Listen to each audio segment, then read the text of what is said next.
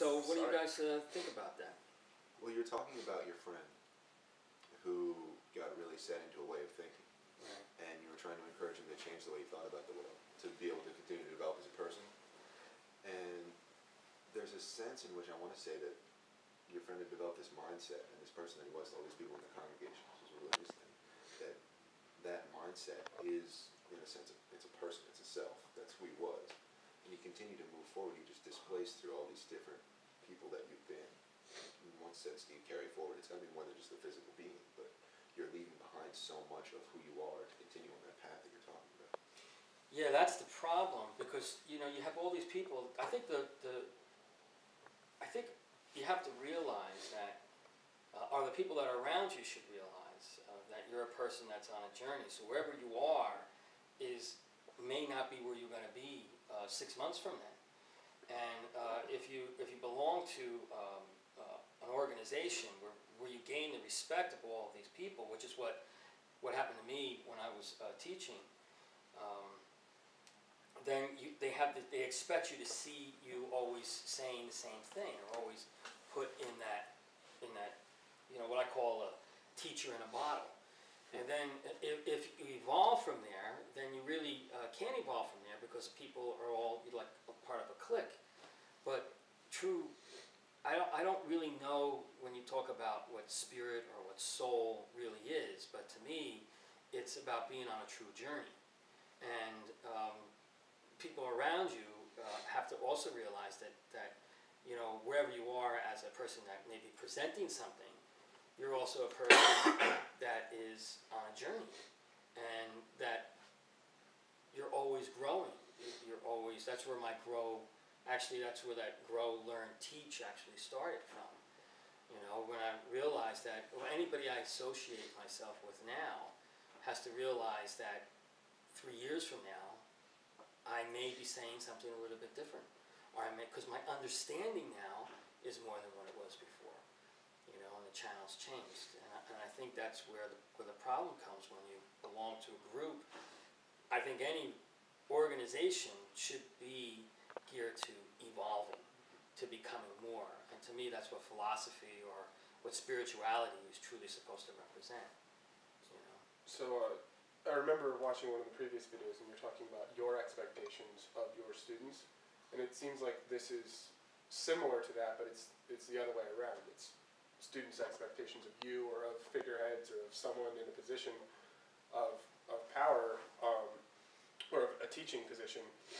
It's the other side of the coin, where there's still some of the same things apply, where the way people look at you or look at your friend is shaping the way they are, and until the people in like his congregation or students kind of change their expectations a little bit, it's hard to.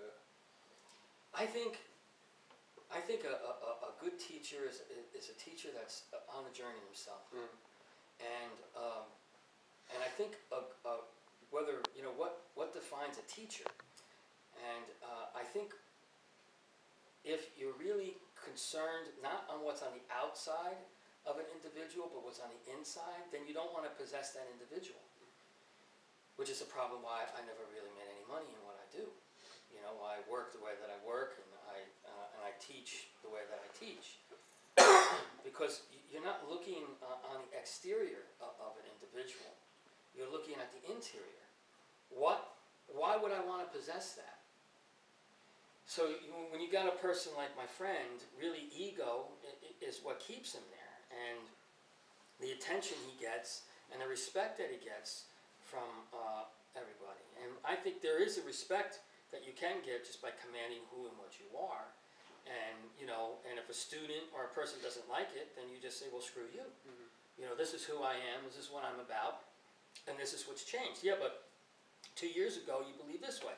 Well, I've evolved and moved past that, and this is what you want your students to do, or you don't want to hold them. What's the point of possessions anyway? You're only going to lose them in the end.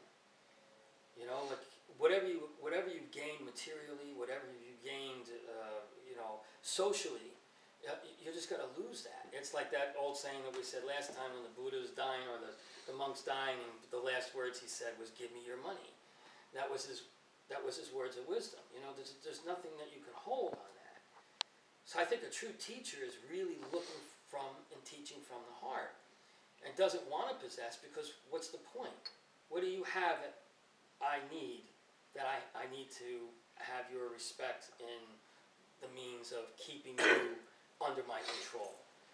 A teacher doesn't want a person to be under their control, not a true teacher.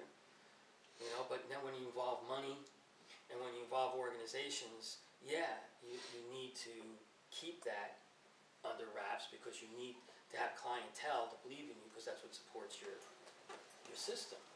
But really, it's so much more than that, which is why we're doing these talks for people that really are looking for something a little bit more. You know, I think it's got to be person-based. You know, last time I think we were talking, I don't know if I said this before or not, we talked about, when we talk about an individual, each individual to me is a universe. And each universe, like, it needs to be researched. And so each person is their own temple, is their own religion, their own discovery. And when you talk about that individual's journey, there's a universe of knowledge within you that you need to tap into. And when you talk about God, and where does the origins of God come from? And it comes from, the first thing is fear, right? Fear, and the other reason we believe in God is for stress relief, you know, because it gives us an out. It gives us an excuse to do what we're doing. I mean, fear is why people think that when we talk about fear, when we talk about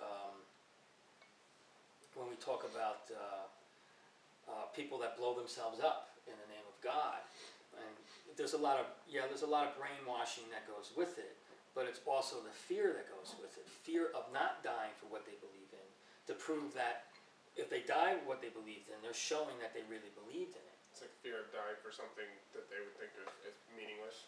And right, so they blow themselves up knowing that this is my God, I'm dying for that reason, whatever social purpose may be tethered to that as well. And when we talk about God as well, we talk about stress. You know, there's this stress relief that we have when we believe in something. You know, like we have a place to go, we have this, we have that. We believe that we can release a lot of our anxieties through what we believe in, instead of facing those anxieties. So when you attach all these things to God, and it's a material that deals with also the human condition, you really lose what the purpose of God really is. And that purpose is to express God through you, you know, to have that expression within you to come out. You express that God, that living God within you, which is what I said in the last time, is a state of mind. You know, where you're dealing with a state of mind. Not materially, but truly spiritually, for whatever spirit means.